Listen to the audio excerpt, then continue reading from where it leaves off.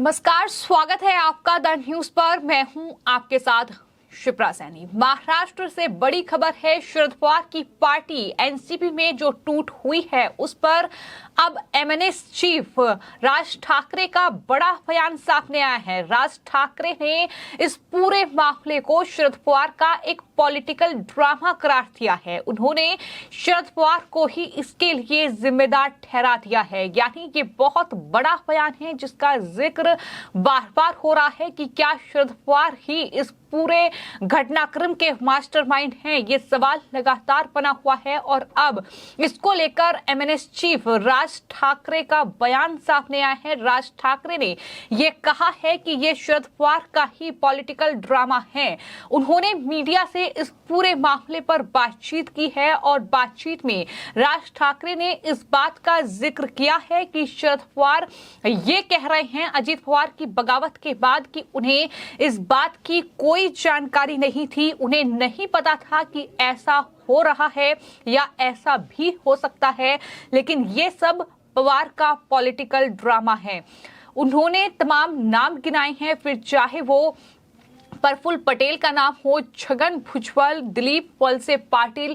उन्होंने कहा कि ये तमाम लोग अजीत पवार के साथ अब महाराष्ट्र की सरकार में शामिल हो गए हैं, तो क्या ये कोई सामान्य बात है। उन्होंने सवाल पूछा कि ये सामान्य बात नहीं है और ऐसा भी नहीं है कि इसकी जानकारी शरद पवार को नहीं होगी। उन्होंने कहा कि ये पूरा जो पॉलिटिकल ड्रामा है ये शरद पवार ने ही रचा है और आज राज्य में कौन किसका दुश्मन है पता ही नहीं चल रहा है, ये भी राज ठाकरे की ओर से कहा गया है। तो महाराष्ट्र नवनिर्माण सेना के प्रमुख राज ठाकरे, जो कि उद्धव ठाकरे की चचेरे भाई हैं, उनका महाराष्ट्र की सियासत में एक बड़ा और अहम रोल है और उनका ये बयान सामने आया है जो कि काफी महत्वपूर्ण भी है, क्योंकि लगातार इस बात को लेकर चर्चाएं चल रही हैं कि जिस तरीके से कहीं ना कहीं पूरे मामले से अनजान बनने की कोशिश जो है वो शरद पवार कर रहे हैं। उनकी बेटी जो कि एनसीपी की कार्यकारी अध्यक्ष है सुप्रिया सुले कर रही हैं, लेकिन ऐसा है नहीं। चूंकि ये जो कुछ भी हुआ है, अजीत पवार ने जिस तरीके से बगावत की है, तमाम विधायक जो हैं वो उनके साथ हैं, तो ये सब कुछ पॉलिटिकल ड्रामा है जो कि शरद पवार ने ही रचा है। और उसकी एक बड़ी वजह ये मानी जा रही है कि दरअसल जिस तरह से विपक्षी एकता की बैठक हुई और उस बैठक में राहुल गांधी को प्रधानमंत्री पद के तौर पर पेश किया गया, क्योंकि लालू प्रसाद यादव ने राहुल गांधी को दूल्हा कहकर कहीं न कहीं तमाम वो पार्टियां जो इस बैठक में मौजूद थीं उन्हें नाराज कर दिया है और इसी के चलते ये पूरा सियासी खेल जो है वो महाराष्ट्र में देखने को मिला है। हालांकि चाहे फिर वो उद्धव ठाकरे की पार्टी हो, फिर चाहे वो शरद पवार की पार्टी हो या फिर कांग्रेस पार्टी हो, वो इस पूरे घटनाक्रम के लिए बीजेपी को जिम्मेदार ठहरा रही है। बीजेपी सत्ता का लालच है और इस तरीके से अजीत पवार को अपने खेमे में कर लिया है। ये तमाम तरह के आरोप बीजेपी पर लगाए जा रहे हैं, लेकिन अब एमएनएस चीफ राज ठाकरे ने ये बड़ा बयान दिया है। बाकायदा उनकी तरफ से इस पूरे मामले को लेकर एक ट्वीट भी किया गया है, जिसमें राज ठाकरे ने ट्वीट करते हुए ये कहा कि आज फिल्म थ्रोन ऑफ महाराष्ट्र के आखिरी सीन में दिगू टिप्पणी हुआ। शरद पवार उद्धव ठाकरे का बोझ उतारना चाहते थे, इसका पहला अंक आज पूरा हो गया। पवार राष्ट्रवादी की पहली टीम सत्ता के लिए रवाना हो गई, जल्द ही दूसरी भी सत्ता के कदम में शामिल हो जाएगी। ऐसे में देश के सामने जो खड़ा है वो है महाराष्ट्र की राजनीति का कीचड़। तो उन्होंने ये ट्वीट किया है, यानी साफ कर दिया है कि एमवीए में फूट पड़ चुकी है और जो शरद पवार की पार्टी है यानी एनसीपी अभी एक खेमा जो है वो सत्ताधारी जो गठबंधन है उसका हिस्सा बना है, लेकिन आने वाले वक्त में पूरी की पूरी एनसीपी जो होगी वो सरकार में होगी। ये दावा राज ठाकरे कर रहे हैं। हालांकि वो तो आने वाले वक्त में ही तय होगा कि क्या तस्वीर जो है वो नजर आएगी, लेकिन फिलहाल ये अपने आप में बहुत बड़ा बयान है जो राज ठाकरे की ओर से दिया गया है। लेकिन जो पूरा सियासी घटनाक्रम महाराष्ट्र में चल रहा है, जिस तरह की उथल पुथल हम पिछले कई सालों से महाराष्ट्र में देख रहे हैं, उन सब के बीच अगर कोई त्रस्त है तो वो है महाराष्ट्र की जनता। और कहीं ना कहीं अब जनता क्या चाहती है ये वहां पोस्टर वॉर में दिखाई दे रहा है। अब महाराष्ट्र में पोस्टर लगाए जा रहे हैं जहां बाला साहेब ठाकरे, उद्धव ठाकरे और राज ठाकरे के साथ नजर आ रहे हैं। और जनता वहां ये कह रही है कि अब इन दोनों नेताओं को साथ आ जाना चाहिए, महाराष्ट्र उनकी राह देख रहा है। तो इस तरह की डिमांड जो है अब महाराष्ट्र में हो रही है।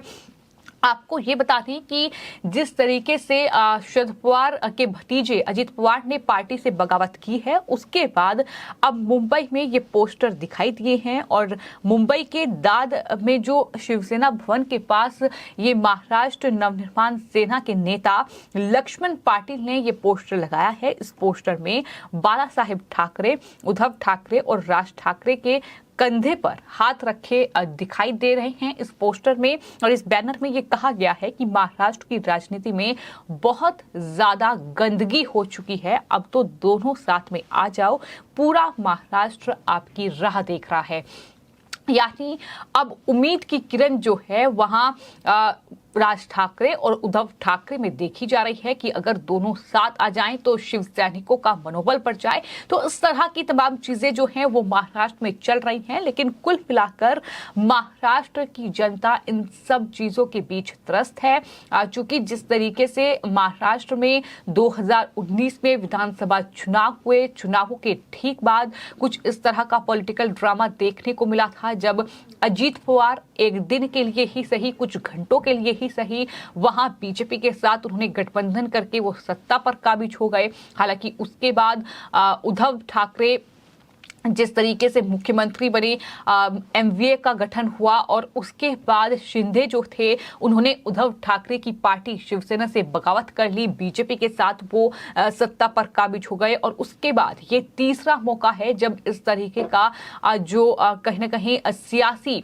बड़ा उलटफेर है वो महाराष्ट्र में देखने को मिला है, जब शरद पवार के ही भतीजे अजीत पवार ने उनका साथ छोड़कर उनकी पार्टी में फूट डालकर अपने पक्ष में विधायकों को कर वो शिंदे सरकार का हिस्सा बन गए हैं। वो अब अपनी जो एनसीपी, वो दावा कर रहे हैं कि यही ओरिजिनल एनसीपी है।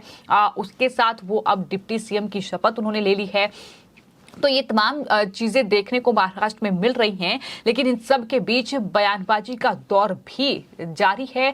तमाम नेताओं के बयान सामने आए हैं, जहां एक तरफ एमवीए में फूट पड़ रही है, नेता प्रतिपक्ष कौन होगा इसको लेकर, तो वहीं राज ठाकरे ने ये कहा है कि शरद पवार ने ही ये पूरा पॉलिटिकल ड्रामा रचा है। और शरद पवार जो अभी कहीं ना कहीं बयान दे रहे हैं वो ये कह रहे हैं कि ऐसी बगावत का सामना वो पहले भी कर चुके हैं। जिस तरीके की भी बातें शरद पवार कर रहे हैं, दरअसल वो सब कुछ फेक है, क्योंकि ये पूरा जो घटनाक्रम महाराष्ट्र में हुआ है ये दरअसल शरद पवार की ही स्क्रिप्ट है। ये राज ठाकरे का अपना दावा है।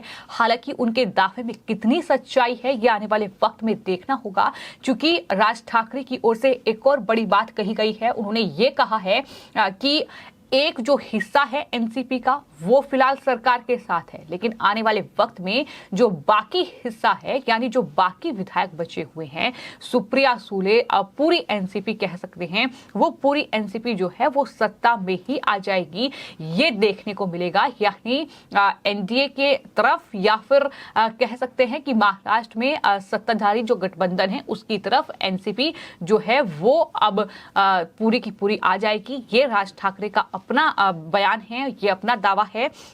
हालांकि स्थिति जो है वो आने वाले वक्त में ही स्पष्ट होगी, लेकिन फिलहाल बयानबाजी का दौर जारी है। लेकिन इन सब के बीच महाराष्ट्र की जनता लगातार ये कह रही है कि ये महाराष्ट्र की राजनीति में अब कहीं ना कहीं बहुत ज्यादा गंदगी के बराबर हो चुका है। गंदगी इतनी ज्यादा फैल चुकी है कि सत्ता के लालच में कौन किसका दुश्मन है ये पता नहीं चल रहा है। क्या राजनीति महाराष्ट्र में हो रही है इसका पता नहीं चल रहा है। तो तमाम जनता के भी बयान सामने आ रहे हैं और तमाम लोग ये कह रहे हैं कि महाराष्ट्र की दुर्गति कहीं ना कहीं इस बीच हो रही है। जिस तरीके का ये पूरा पॉलिटिकल ड्रामा फिलहाल महाराष्ट्र में चल रहा है, आपकी इस पूरे मामले पर क्या राय है, हमें कमेंट बॉक्स में जरूर लिखें और चैनल को सब्सक्राइब करें। धन्यवाद।